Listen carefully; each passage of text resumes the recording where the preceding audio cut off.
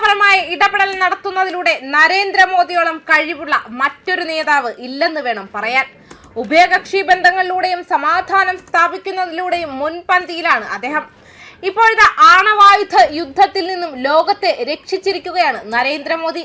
Indian പ്രധാനമന്ത്രിയെ കുറിച്ച് ഫേസ്ബുക്കിലൂടെ പരാമർശങ്ങൾ നടത്തിയിരിക്കുകയാണ് ഭാസ്കരൻ നായർ അജയൻ. അദ്ദേഹത്തിന്റെ പോസ്റ്റിന്റെ പൂർണ്ണ രൂപം ഇങ്ങനെയാണ്: ശ്രീ മോദി പറഞ്ഞു, അരുത്. പുടിൻ കേട്ടു. ഹര ഹര മോദി.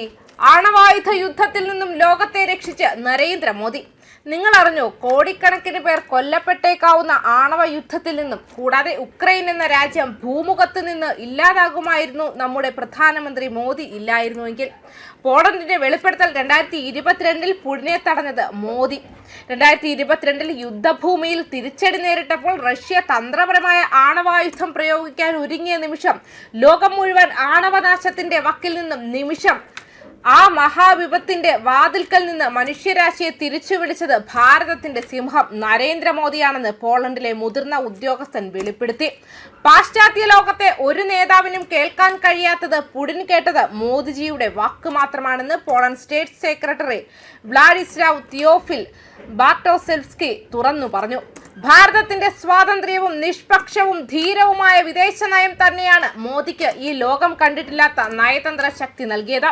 2022 ആണവ ബട്ടണിൽ കൈവച്ച പുടിനെ പിന്തിരിപ്പിച്ചത് മോദിയുടെ ഇടപെടലാണെന്ന് അദ്ദേഹം അടിവരയിട്ട് പറഞ്ഞു. ഇനി ഈ യുദ്ധത്തിന് സമാധാനം കൊണ്ടുവരാനും ലോകത്തെ രക്ഷിക്കാനും മോദിക്ക് മാത്രമേ കഴിയൂ എന്ന് പോളണ്ട് ഇന്ന് ഭാരതത്തോട് യാചിക്കുന്നു. ഇന്ത്യയോ റഷ്യയോ ഇതുവരെ സ്ഥിരീകരിച്ചിട്ടില്ല. കാരണം യഥാർത്ഥ രക്ഷകർത്താക്കൾ ഒരിക്കലും സ്വയം വിളിച്ചു പറയാറില്ല. പടിഞ്ഞാറൻ ലോകം മുഴുവൻ മോസ്കോയുടെ വാതിലിൽ മുട്ടി തോറ്റുമടങ്ങിയപ്പോൾ ഒരു ഇന്ത്യക്കാരന്റെ ശബ്ദം ക്രെംലിൻ മുഴങ്ങി. അത് ഭാരതത്തിന്റെ ശബ്ദമായിരുന്നു, മോദിയുടെ ശബ്ദമായിരുന്നു. മോദി ഇല്ലായിരുന്നുവെങ്കിൽ യുക്രൈനിന് ഭൂപടത്തിൽ പോലും ഉണ്ടാകുമായിരുന്നില്ല.